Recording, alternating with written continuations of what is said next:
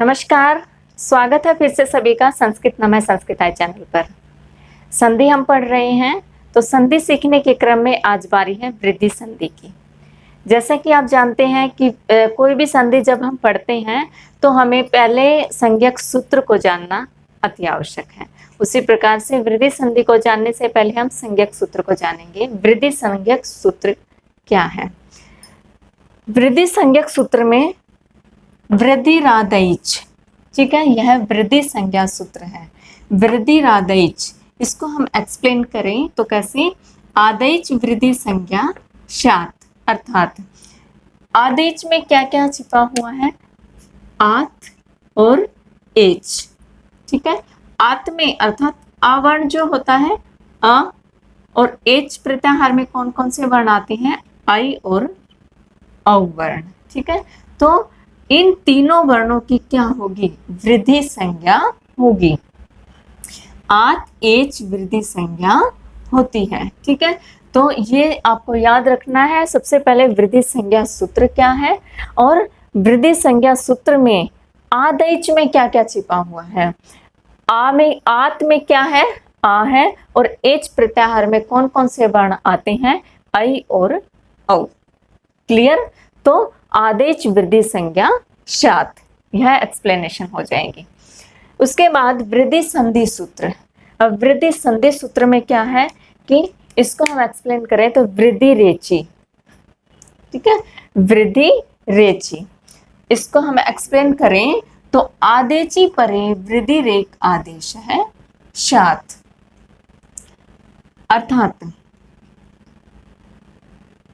अर्थात वृद्धि रेची आदेची परे वृद्धि रेखा आदेश है स्यात्। आदेची में क्या है? आत और एच, आत और एच। आत में क्या है? अ और आ। एच में एच परे, परे होने पर वृद्धि आदेश होता है। क्लियर? तो इसमें क्या होगा कि आदेची में क्या होगा? अ या आ के एच परे होने पर वृद्धि आदेश होगा। वृद्धि आदेश में आई और औ हो जाते हैं। क्लियर? वृद्धि आदेश में क्या होगा? आई और औ हो जाएंगे। तो अ ए मिलकर बड़ी ए हो गया, आ औ मिलकर बड़ा औ हो गया। क्लियर? तो यहाँ पर आपको ये वाली टेबल याद करनी बहुत जरूरी है, यह मस्ट है आपके लिए। ये वाली टेबल आपको याद हो गई तो आपको समझो संधि क्लियर हो गई। तो अगर आपसे यह पूछा जाए कि अ और ए मिलकर आई ही क्यों होता है, क्या कारण है अ और ए मिलकर आई होता है, या फिर आ और ओ या औ मिलकर औ ही क्यों होता है, या अ और आई मिलकर आई ही क्यों होता है, इसका आप कारण जाने। देखिए, अ वर्ण क्या है? कंठ है, और ए वर्ण क्या है? तालु है। तो कंठ और तालु मिलकर क्या बनेगा? कंठ तालु मिलेगा। कंठ और तालु मिलकर क्या बनेगा? कंठ तालु। जैसे अ कंठ है, ए तालु है, तो कंठ तालु वर्ण कौन सा है? ऐ। यहाँ पर हम कंठ तालु वर्ण लिखेंगे, ठीक है, यह कंठ तालु वर्ण। तो यही कारण है कि अ और ए मिलकर आई बनता है, क्योंकि कंठ और तालु मिलकर कंठ तालु वर्ण आएगा। उसी प्रकार से आ कंठ है और ओ और औ जो है वह ओष्ठ वर्ण है, तो कंठ और ओष्ठ मिलकर क्या बनेगा? कंठोष्ठ। औ जो वर्ण है वह क्या है? कंठोष्ठ वर्ण है। क्या है? कंठोष्ठ वर्ण। तो इसका कारण यही है कि आ और औ मिलकर औ ही होगा। अब आप वृद्धि संधि पढ़ रहे हैं। वृद्धि संधि का मतलब ही क्या है? प्रोग्रेस होना, बढ़ना, ठीक है। तो बड़ा होना, वृद्धि संधि अर्थात बड़ा होना। तो इसका मतलब है कि जो भी आदेश होगा वह वृद्धि होगी अर्थात बड़ा होगा। इतना आपको क्लियर हो गया होगा। आगे बढ़ते हैं, हम उदाहरण के माध्यम से जानते हैं। जैसे तत्र जमा एव, अर्थात त्र में अ है और यहाँ पर ए है।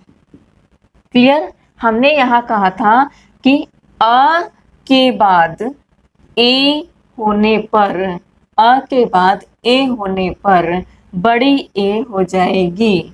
बड़ी ए हो जाएगी तो यहाँ पर बड़ी ए हो जाएगी कैसे, यहाँ पर आ जाएगा ये वाली बड़ी ए, तत्रैव। क्लियर, तत्रैव, दो मात्राएं आ गई बड़ी ए में। उसी प्रकार से सेम यही है, अत्र एव बनेगा। ठीक है, आगे यही है, इसमें यथा जमा एव, यहाँ पर आ गया, आ जमा ए, आ जमा ए भी मिलकर हमारा क्या बनना है, बड़ी ए बनना है, तो यथैव, यथैव। क्लियर। उसके बाद अ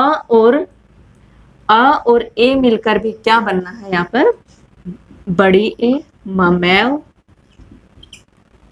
गंगा जमा ओध है, आ और ओ मिलकर, आ और ओ मिलकर औ बनेगा गंगोध है। ठीक है, उसी प्रकार से परम औषधि, अ और ओ मिलकर, अ और ओ मिलकर बड़ा ओ बन जाएगा परम औषधि। क्लियर। तो इस प्रकार से यहाँ पर क्या हो जाता है, वृद्धि आदेश हो जाता है। ये टेबल आपको क्लियर हो गई है, आगे बढ़ते हैं। उसके बाद सूत्र आता है एतेद ट्यूट्सु। एतेद ट्यूट्सु, यह सूत्र क्या कहता है कि आवर्ण, आवर्ण आत एच धोरे तद धत्यो रूठी। ठीक है, एद उठ और उठी। ठीक है, एत, एत, एत कौन सी, एक धातु में इण आता है। ठीक है, एत धातु में जो है इण आता है, फिर एद तथा उठ धातु के परे होने पर क्या होता है, वृद्धि आदेश होता है पूर्व और पर के स्थान पर। ठीक है, पूर्व और पर के स्थान पर क्या आदेश होता है, यह होता है पूर्व और पर के स्थान पर क्या आदेश होता है, वृद्धि संज्ञक आदेश होता है। दोबारा से आप देखें, आवर्ण के एच आदि में, आवर्ण के एच आदि में आद्य है, आवर्ण एच आद्य है। ठीक है, आदि में एत, एध्य और उठ, उठ।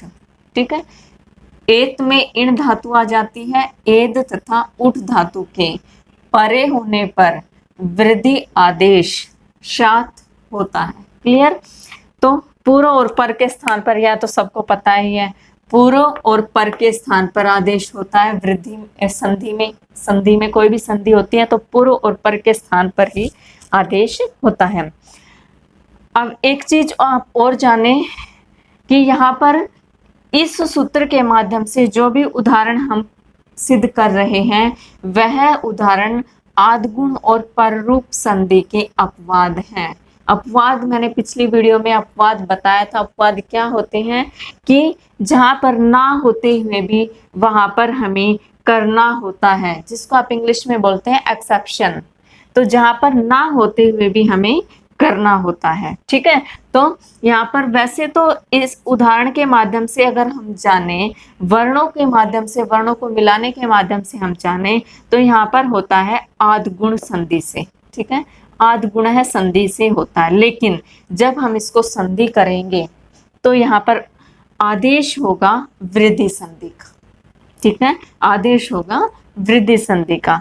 और दूसरे वाले उदाहरण में अगर हम इसको विच्छेद करके देखें तो यहाँ पर पूर्व और पर वर्ण में पूर्व और पर वर्ण में क्या होगा, पर रूप संधि के अनुसार होगा, लेकिन जो आदेश होगा वह होगा हमारी वृद्धि संधि के अनुसार। क्लियर। तो इस प्रकार से अगर आपसे पूछा जाए कि यह कौन सा सूत्र है, यह किसका अपवाद है, यह आद्गुण है और पर रूपम का अपवाद है।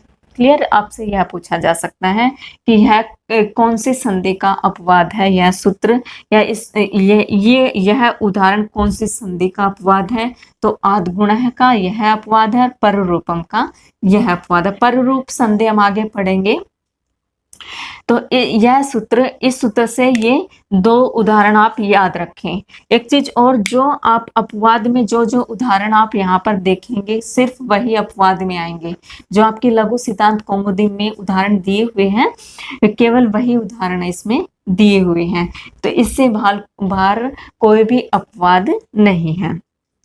तो ये उदाहरण आप अपने माइंड में रखें। क्लियर। इससे आगे हैं वार्तिक। वार्तिककार ने लिखे हैं। वार्तिक मैंने बताया था क्या होते हैं। तो वार्तिककार द्वारा लिखे गए जो महर्षि वररुचि थे उन्होंने लिखे हैं वार्तिक, उनके अनुसार लिखे गए हैं। सूत्र देखते हैं। अक्षात उहिनाम उपसंख्यानम। अक्षात उहिनाम उपसंख्यानम अर्थात अक्ष शब्द से उहिनी परे होने पर क्या होगा, वृद्धि संधि आदेश होगा। ठीक है, अक्ष शब्द से उहिनी परे होने पर क्या आदेश होगा, वृद्धि संधि आदेश होगा। अब देखिए इसमें ये एक ही उदाहरण है। इस सूत्र के माध्यम से जो उदाहरण है वह एक ही उदाहरण है और वह भी गुण संधि का अपवाद है। क्लियर। वह भी किसका अपवाद है, गुण संधि का। क्यों, क्योंकि यहाँ पर अक्ष और उहिनी अ और उ का मेल हो रहा है, लेकिन हमने तो वृद्धि संधि में अ ए या अ ओ आई औ ये सब मेल करना है, लेकिन यहाँ पर गुण संधि क्यों हुई है, क्योंकि यहाँ पर अ और उ का मेल हुआ है, इसलिए यहाँ पर अपवाद है गुण संधि का। लेकिन जैसा कि मैंने पहले वाले सूत्र में बताया था कि जब हम विच्छेद करते हैं तो ही हमें उस संधि का पता चलता है। अगर आपसे पूछा जाए कि कौन सी संधि का अपवाद है, तो आपने संधियां सारी पढ़ी हुई है। ठीक है, संधियां सारी पढ़ी हुई होंगी जब भी तो आपको पता लगेगा या कौन सी संधि का अपवाद है। गुण संधि हमने पढ़ ली है। गुण संधि हमने पढ़ लिया तो यहाँ पर अ और उ मिलकर बना है, यहाँ पर गुण संधि थी। लेकिन जब हम इनको एक करेंगे, संधि करेंगे, तो यहाँ पर क्या बना, अक्षौहिणी। यहाँ पर बड़े औ की मात्रा यहाँ पर आई, बड़ा औ आया, तो इस कारण से यहाँ पर संधि कौन सी हुई, वृद्धि संधि हुई। क्लियर। अब अक्षौहिणी जो शब्द है उसके बारे में मैं थोड़ा सा बताना चाहूंगी कि अक्षौहिणी जो है वह 4 सेनाओं के लिए प्रयुक्त हुआ है। यह शब्द 4 सेनाओं के लिए, महाभारत में 4 सेनाएं थी। ठीक है, हाथी, घोड़ा, ऊंट और पैदल, ये 4 सेनाएं थी, उनके लिए अक्षौहिणी शब्द प्रयोग में आया था। अक्षौहिणी शब्द जो महर्षि पाणिनि जी थे उन्होंने अक्षौहिणी शब्द प्रयोग किया था। अक्षौहिणी अपनी अष्टाध्यायी ग्रंथ में अक्षौहिणी प्रयोग किया था। लेकिन जब महर्षि कात्यायन जी ने अपने वार्तिक लिखे तो उन्होंने अक्षौहिणी शब्द को पूर्व पदार्थ संज्ञायम अगह सूत्र से, पूर्व पदार्थ संज्ञायम अगह सूत्र से अक्षौहिणी कर दिया अपने वार्तिक से, अक्षौहिणी। ठीक है, तो अगर आपसे पूछा जाए कि न को न करने वाला सूत्र, न को न करने वाला सूत्र कौन सा है, पूर्व पदार्थ संज्ञायम अगह, इस सूत्र के माध्यम से न को न करा था। किसने किया था, न को न किसने किया था, वार्तिककार ने, वररुचि जी ने। क्लियर। तो ये एक सामान्य बात है जो हमें जाननी चाहिए। पेपर में आ भी सकता है कि अक्षौहिणी का अर्थ क्या है, या कहाँ पर इसका प्रयोग हुआ था, या कितनी सेनाएं इसके अंतर्गत आती हैं। हमें यह सामान्य जानकारी हमें होनी चाहिए। ठीक है, तो अक्ष जमा उहिनी इसका विच्छेद होगा, और लेकिन इसमें होगी वृद्धि संधि, अ और उ मिलकर औ होगा। यह गुण संधि का अपवाद है। क्लियर। तो आगे बढ़ते हैं। अगला वार्तिक है प्रादु होडो ढे शेषु। प्रादु होडो ढे शेषु। इस सूत्र में क्या कहा गया है, प्र के बाद उह उढ़ उड़ी, एश है एश, परे होने पर क्या होगा, वृद्धि संज्ञक आदेश होगा। क्लियर। तो जैसे यहाँ पर इसमें इस सूत्र के माध्यम से भी जो यहाँ पर 5 उदाहरण लिखे हुए हैं वे 5 ही उदाहरण हैं, इसके अलावा उदाहरण नहीं है। तो जैसे प्र जमा उह, प्र के बाद उह आना है तो क्या पर संधि कौन सी होगी? प्रोह। देखिए ये भी आद गुणा के अपवाद है, ठीक है, गुण संधि के अपवाद है ये भी। जैसे अ और उ मिला है यहाँ पर वृद्धि संधि में, तो ए ओ आई औ मिल रहा है, लेकिन यहाँ पर यह गुण संधि का अपवाद है तो यहाँ पर अ और उ यहाँ पर मिलके औ वृद्धि संधि आदेश हो रहा है। इसी प्रकार से आगे है अ और उ, प्रजमा उड़ है प्रोड है, प्रजमा उठी ही प्रोठी है। इस प्रकार से तो जैसे प्रजमा एश है प्रश है, ये जो है पर रूप संधि के अपवाद है। पर रूप संधि हम आगे पढ़ेंगे, पर रूप किस कैसे अपवाद है। परजमा एश है प्रश है, ये 2 जो है ये है पर रूप संधि के अपवाद, और ये 3 जो है वह आद गुण के अपवाद है। आपको यह जानना आवश्यक है। क्लियर? आगे बढ़ते हैं। आगे है सूत्र हमारा ऋते च तृतीया समासे। ऋते च तृतीया समासे।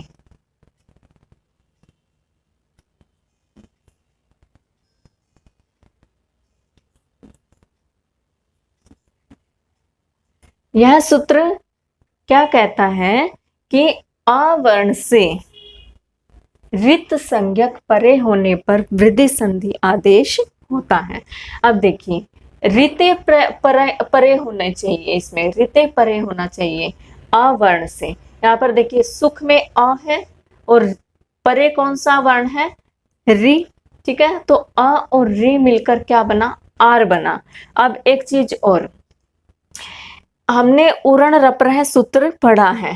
उरण रप्रह सूत्र, उरण रप्रह सूत्र के माध्यम से क्या होता है कि जो अ होता है वह कभी भी अकेला नहीं चलता, वह हमेशा अपने साथ क्या लेकर चलता है? र को लेकर चलता है। वह अपने साथ हमेशा र को लेकर चलता है। तो उरण रप्रह सूत्र से अर बनता है। क्लियर? इतना समझ आ गया? उरण रप्रह सूत्र से अर बना तो यहाँ पर आप समझेंगे कि यहाँ पर सुखरतः क्यों नहीं हुआ?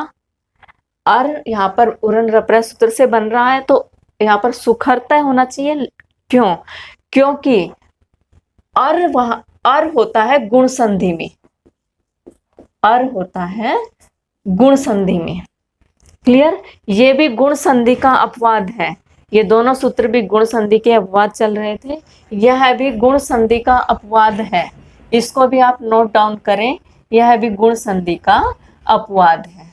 क्लियर? अब देखिए यहाँ पर आर क्यों आया, यह जानना हमें जरूरी है। क्योंकि आर में बड़ा आ है और वृद्धि संधि में आदेश क्या होता है? बड़ा होता है। तो वृद्धि संधि हम यहाँ पर कर रहे हैं, सुखार्तः में वृद्धि संधि होती है, इस कारण से यहाँ पर क्या होता है? आर आदेश होगा। ये भी नोट डाउन करें, आर गुण संधि में होगा और आर जो है क्या होगा? वृद्धि संधि में होगा। आर क्या होगा? वृद्धि संधि में होगा। क्लियर? तो इसलिए यहाँ पर सुखार्तः हुआ, अ और रि मिलकर आर हुआ, सुखार्तः बना। क्लियर? तो अब इतना हमें क्लियर हो गया। अब है तृतीया समासे। इससे क्या बनेगा? तृतीया समासे में क्या बनता है? समास हम आगे पढ़ेंगे।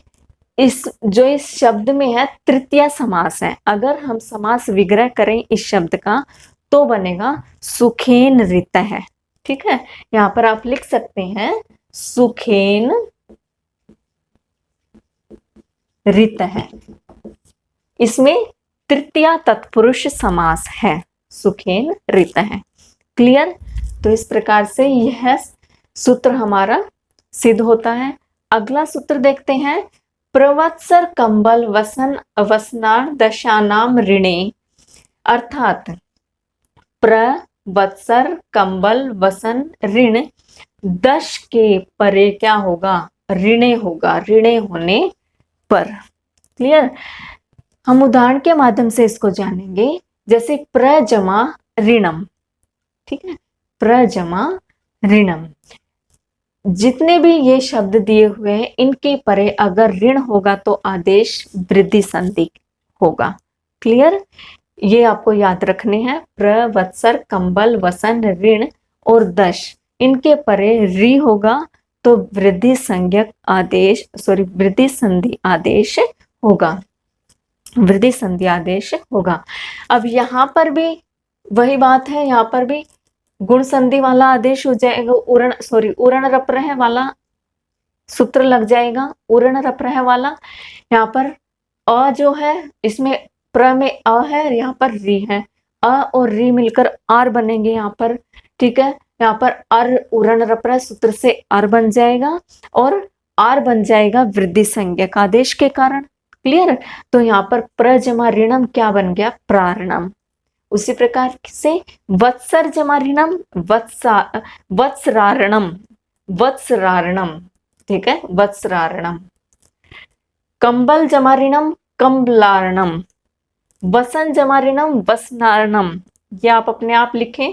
ऋण जमा ऋणम ऋणारणम, दश जमा ऋणम दशारणम, ठीक है। तो इस प्रकार से इस सूत्र से ये सब सिद्ध होते हैं, आपको ये याद रखने पड़ेंगे। क्लियर, आगे आता है उपसर्ग संज्ञक। यह है उपसर्ग संज्ञक सूत्र।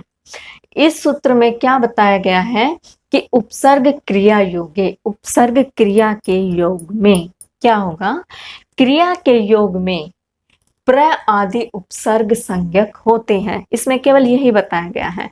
क्रिया के योग में, क्रिया क्या होती है, धातु, तो धातु के योग में प्र आदि जो उपसर्ग होते हैं, उपसर्ग भी हम आगे पढ़ेंगे, 22 प्रकार के उपसर्ग होते हैं, तो उपसर्ग संज्ञक होते हैं, ठीक है, उपसर्ग संज्ञक होते हैं। अब 22 उपसर्ग भी आप नोट डाउन कर लें। पर, परा, अप, सम, अनु, अव, निस, निर, दुस, दुर, वि, आंग, ने, अधि, अपि, अति, सु, उत, अभि, प्रति, परि, उप, ये 22 उपसर्ग टोटल है, ठीक है। तो यह इस सूत्र के माध्यम से आपको सिर्फ इतना जानना है कि 22 उपसर्ग है और क्रिया के योग में प्र आदि उपसर्ग क्या होते हैं, संज्ञक होते हैं। आगे है धातु संज्ञक। धातु संज्ञक कौन से हैं, भू आदि धातु है। क्रियावाचक जो धातु होती है वो क्रियावाचक होती है, काम का करना या होना, ठीक है। तो भू आदि संज्ञक होते हैं। आपने गण पढ़े हैं, मैंने गण बताए थे मैंने एक वीडियो में, 10 गण होते हैं, ठीक है। भवादि गण, ठीक है, और चुरादि गण। भवादि गण जो है पहला गण है और चुरादि गण जो है अंतिम गण है। ये 10 गण मैं आपको बता चुकी हूँ, तो ये भी आपको याद रखने हैं 10 गण कौन कौन से होते हैं। तो क्रियावाचक भू आदि संज्ञक होते हैं। तो इसको भी केवल आपको इतना ही जानना है, क्रियावाचक जो भू आदि क्या होते हैं, संज्ञक होते हैं। आगे है उपसर्गादृति धातु। ये क्या कहता है कि अवर्ण अंत उपसर्ग से ऋकार आदि धातु के परे होने पर पूर्व पर को वृद्धि संज्ञा हो जाती है। देखिए अवर्ण अंत, प्र में क्या है, अंत में अ है, तो यही कह रहा है अवर्ण अंत में, ठीक है। उपसर्ग से, अवर्ण अंत में उपसर्ग से, प्र क्या है, उपसर्ग है, यहाँ बताया था हमने, प्र उपसर्ग है, ठीक है। प्र आदि उपसर्ग से ऋकार आदि धातु के परे होने पर, ऋकार आदि धातु के परे हैं, ठीक है, प्र उपसर्ग के ऋकार आदि धातु परे हैं होने पर पूर्व पर को क्या होगी, वृद्धि होती है। यहाँ पर पूर्व पर को वृद्धि होगी, इसमें यह कहा है, यहाँ पर यह नहीं कहा पूर्व और पर दोनों में वृद्धि होगी, पूर्व पर वृद्धि होगी। अर्थात यहाँ पर आदेश क्या होगा, प्रारच्छति होगा। यहाँ पर क्या आदेश होगा, प्रारच्छति, र जो है ऊपर आ जाएगा, प्रारच्छति। तो यहाँ पर पूर्व पर में वृद्धि हुई, आ यहाँ पर आ गया, प्रारच्छति हुआ। क्लियर, यह वृद्धि विधायक सूत्र है, ठीक है, वृद्धि विधायक सूत्र। ऐसे ही आप यह उदाहरण भी क्लियर करें, यह भी उपार्क्षति हो जाएगा, क्लियर। तो इस प्रकार से अवर्णांत उपसर्ग से ऋकार आदि धातु के परे होने पर पूर्व पर को वृद्धि होती है। उपसर्गों को भी आप याद करें। इस वाले आपकी वीडियो में बहुत सारे क्वेश्चंस आपके बन रहे हैं। उपसर्ग के बारे में भी आपसे पूछा जाता है, टोटल कितने उपसर्ग होते हैं, 22 उपसर्ग होते हैं, या ऑप्शन में कोई भी आपको ऑप्शन अलग दे दिया जाएगा उपसर्ग से अलग, किन में से उपसर्ग कौन सा नहीं है, या फिर एक उपसर्ग दे दिया जाएगा इसमें से कौन सा उपसर्ग है, या टोटल कितने उपसर्ग होते हैं। ठीक है, गण कितने होते हैं, और पहला गण में धातु कौन सी है, अंतिम गण में धातु कौन सी है, इस प्रकार से। आगे है, अगला सूत्र है एंगी पररूपम, जो संधि है उसका है।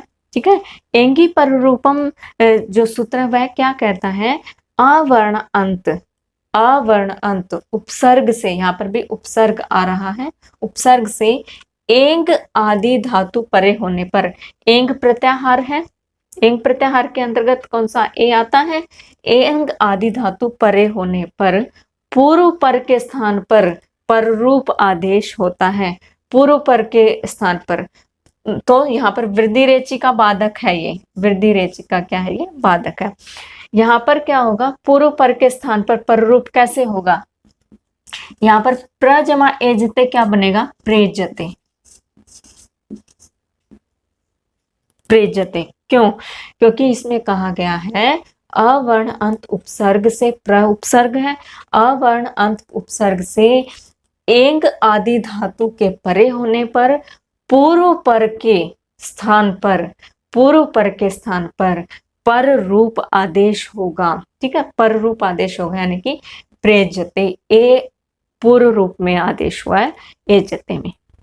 क्लियर, तो यहाँ पर हुआ प्रेजते। इस प्रकार से यह हमारी वृद्धि संधि पूरी हुई। इसमें से आपके बहुत सारे क्वेश्चंस बन रहे हैं, आप इन क्वेश्चंस को अलग करें। क्लियर, तो वृद्धि संधि आपको क्लियर हो गई होगी।